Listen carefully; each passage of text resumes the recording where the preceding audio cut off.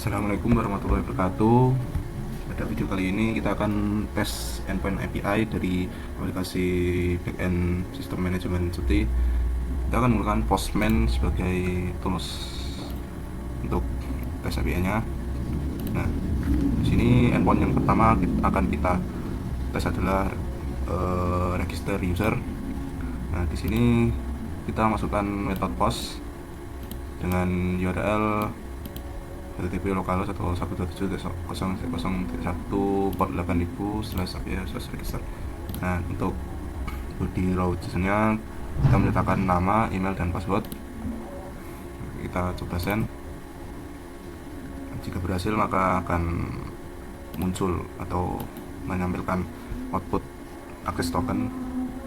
Nah, access token ini nantinya kita akan gunakan untuk mengetes endpoint lainnya yang membutuhkan autentikasi. Nah, kita coba cek untuk database-nya. Nah, user yang sebelum kita daftarkan sudah masuk ke database dengan live quota defaultnya yaitu 12 hari. Selanjutnya kita akan tes untuk endpoint API loginnya. Di sini kita tetap menggunakan metode post dengan URL/login.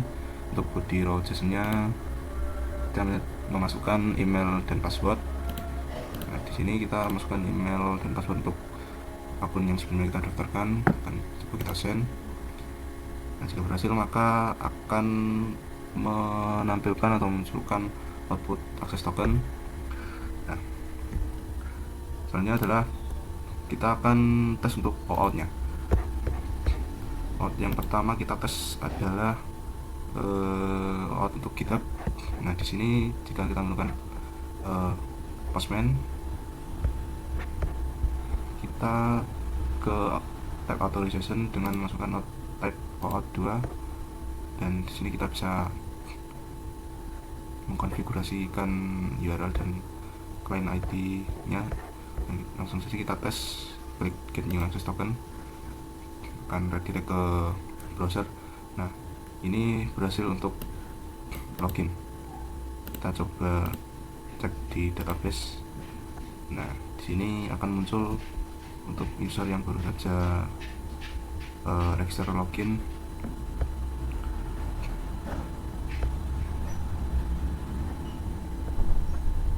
Nah, untuk cek dia menggunakan OAuth apa, kita bisa cek di sini Google ID. Oh maaf, ternyata ini tadi adalah OAuth dari Google. Nah, untuk OAuth dari GitHub kita bisa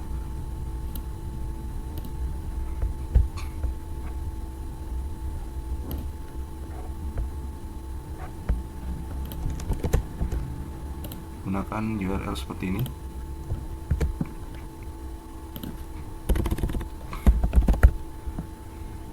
Sama seperti di readme pada GitHub ya. Sini kita gunakan URL API/out/GitHub/redirect untuk login ke akun GitHub.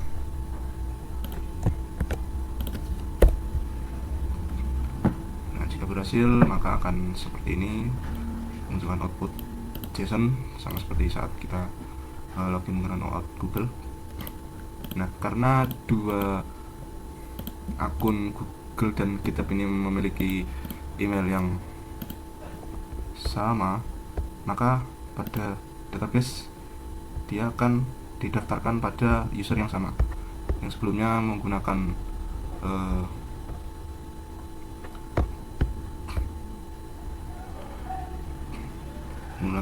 OAuth Google, maka dia tidak akan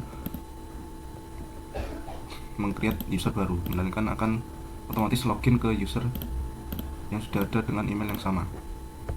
Ya, berikut ini adalah, walaupun ini pada GitHub ID-nya 0, sebenarnya saya salah sebelumnya. Kita coba lagi pada GitHub. Ya, redirect. Nah, ini berhasil ya. Kita coba di database-nya. Nah, untuk GitHub ternyata email yang saya gunakan berbeda, maka di sini berhasil login OAuth untuk GitHub ya. dengan GitHub ID terisi. Nah, untuk sebelumnya saya jelaskan jika kedua akun Google dan GitHub-nya memiliki email yang sama, maka akan didapatkan pada user yang sama. Kita coba untuk Google dengan user yang sama dulu. Di sini kita menggunakan email yang sama.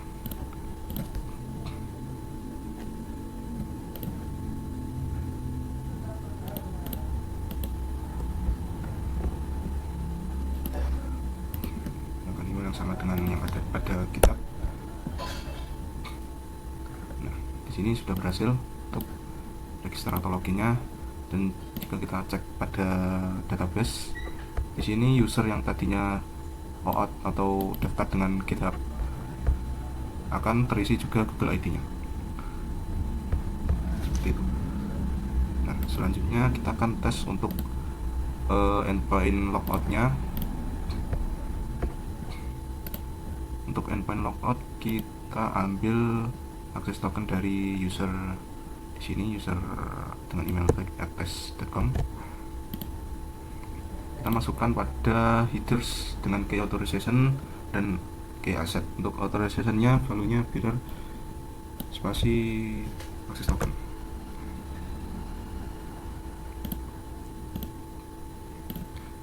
Nah, di sini untuk asetnya value-nya application selection, kita send saja. Jika berhasil maka akan menunjukkan output message successfully logged out. Ini berarti endpoint post logout-nya berhasil. Nah, selanjutnya kita akan ke manajemen profil pengguna.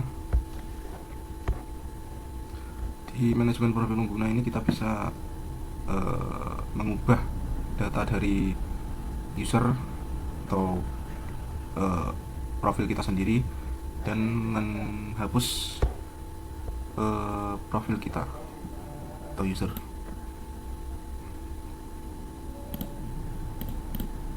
Selanjutnya kita akan coba untuk mengubah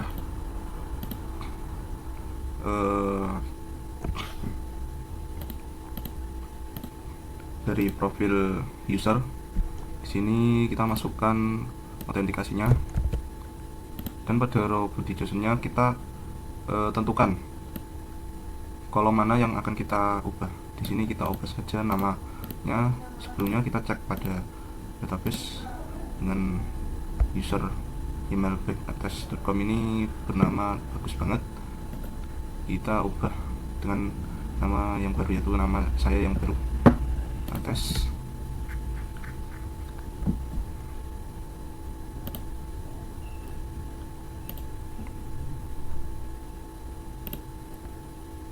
Sebenarnya kita perlu untuk login kembali karena sebelumnya kita logout.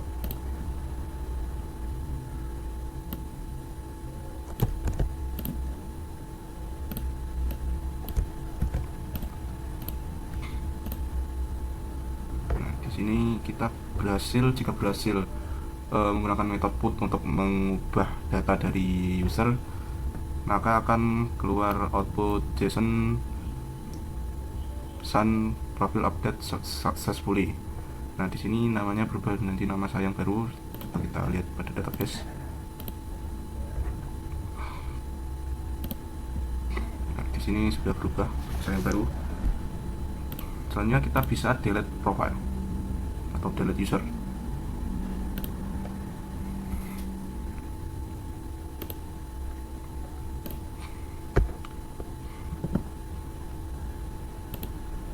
Untuk delete-nya kita menggunakan metode delete URL slash profile dengan otorisasi. Di sini kita gunakan tempelkan akses tokennya pada body, tidak ada atau kosong, langsung saja kita send. Nah, jika berhasil maka akan muncul pesan your account and all associated data have been successfully deleted. Nah, di sini all associated data itu merujuk pada request cuti-nya. Jika user yang bersangkutan memiliki request cuti pada database, maka jika user yang bersangkutan dihapus, seluruh data pada request cuti akan ikut terhapus. itu untuk agar tidak ada data yang korup, saya gunakan seperti itu. Kita akan tes untuk endpoint permintaan cutinya. Pertama-tama kita bisa tes untuk get atau melihat semua riwayat dari cuti yang kita ajukan.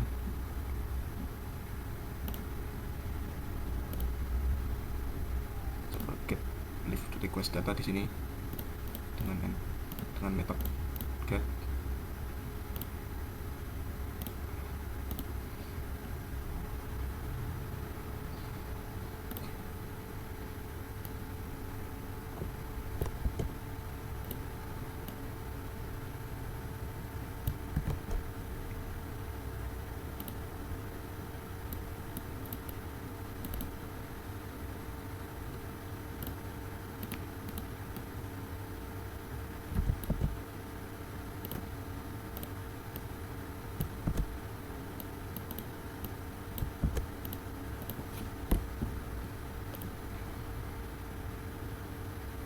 Nah, di sini endpointnya bekerja, namun belum ada data karena kita belum mencoba mengajukan cuti.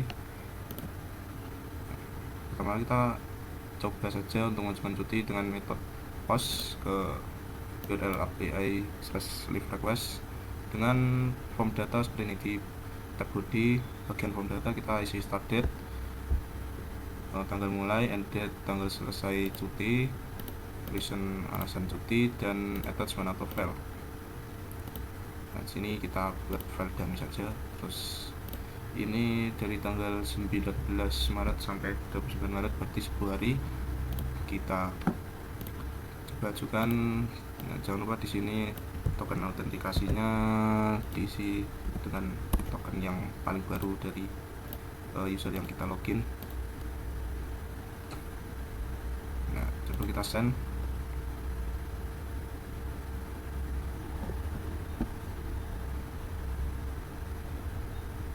Nah, di sini endpoint API ini berhasil berjalan dengan output seperti ini. Maka pengajuan cuti jika sudah berhasil dibuat akan otomatis pending. Nah, kita coba untuk melakukan request lagi.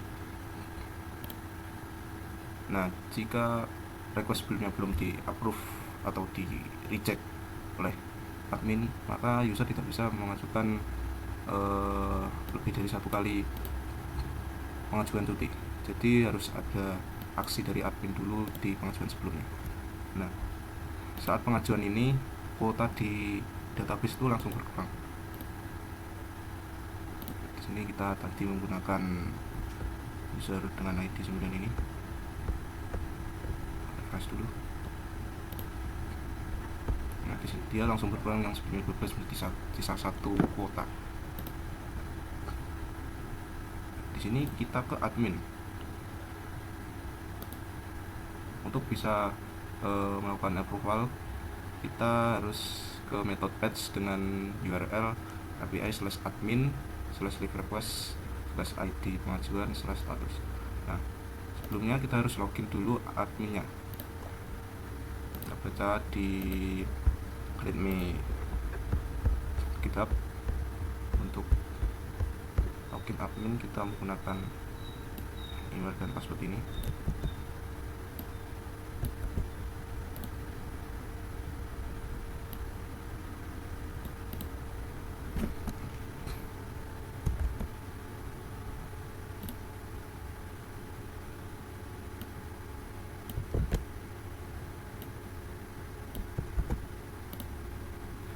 Login. Nah, ini adalah akses token untuk admin karena kita login menggunakan email dan password admin. Kita tempelkan di autentikasi ini. Setelah itu kita lihat dulu ID request tadi. Kita ke get data saja. Nah, di get data ini kita coba get data dari user yang mengajukan cuti tadi. Nah, dia tadi mengajukan cuti dengan ID cuti itu ID 3. ID ini kita gunakan di URL untuk approval di admin. Sini 3 request 3 status. Nah, kita coba dulu untuk reject send dan metode patch, maka outputnya akan seperti ini. Bisa dilihat status ini, statusnya rejected. Jika kita kembali ke database dan kita cek ulang, kuota cuti yang tadinya berkurang dan tinggal 1 ini sudah kembali ke defaultnya, yaitu 12. Karena logikanya saat pengajuan maka leave kuota ini berkurang. Hal ini saya buat agar bisa scalable. Jika ada tampilan front end-nya, user itu bisa melihat sisa kuotanya walaupun permintaan cutinya belum di approve. Jadi dia bisa menimbang ulang permintaan cutinya, apakah akan dilanjut atau ditarik ulang. Nah, di sini kita juga bisa menarik ulang request cuti kita. Untuk mencobanya kita ajukan lagi permintaan cuti. Nah, di sini ID permintaan cuti ada di 4, ID-nya 4. Nah, di sini kita ke endpoint withdraw permintaan cuti atau penarikan cuti dengan metode post dan URL API/leave request/id/withdraw. Nah, tadi ID-nya ada 4, kita masukkan ID 4, dan jangan lupa di sini di autentikasi tokennya kita perbarui.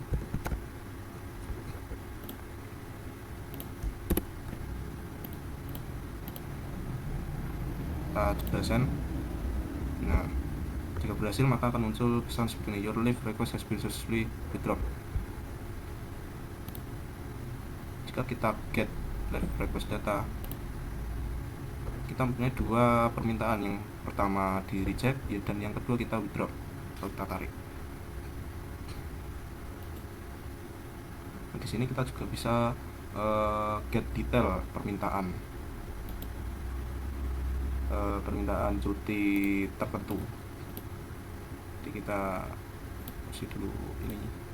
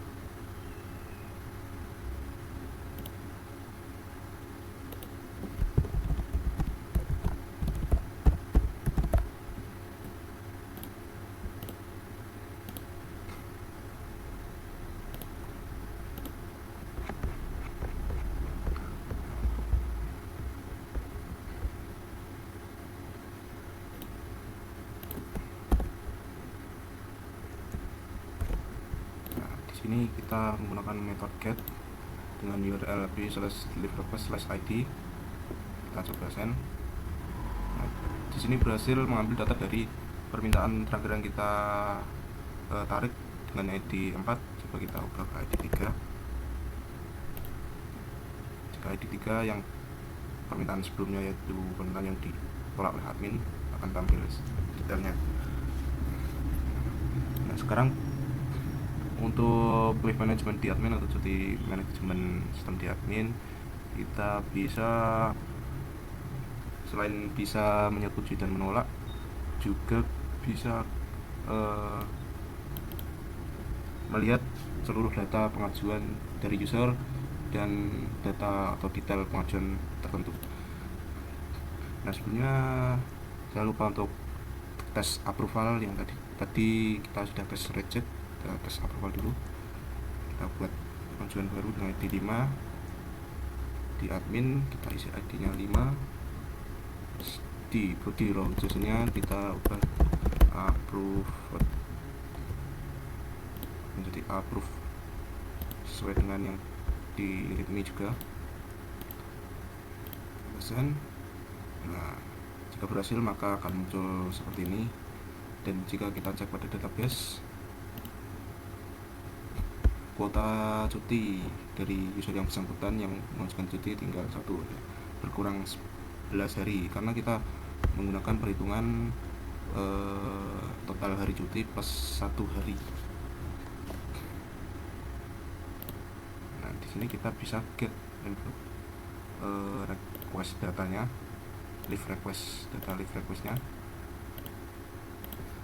Biasanya kita ke URL admin. Jangan lupa diisi autentikasinya, kita get, maka akan muncul semua history dari user-user yang mengajukan pengajuan cuti.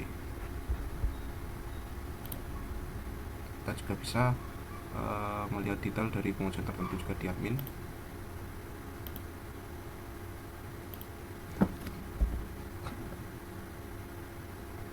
Kita coba untuk ID 5 di header, jangan lupa untuk memasukkan key authorization dan key accept.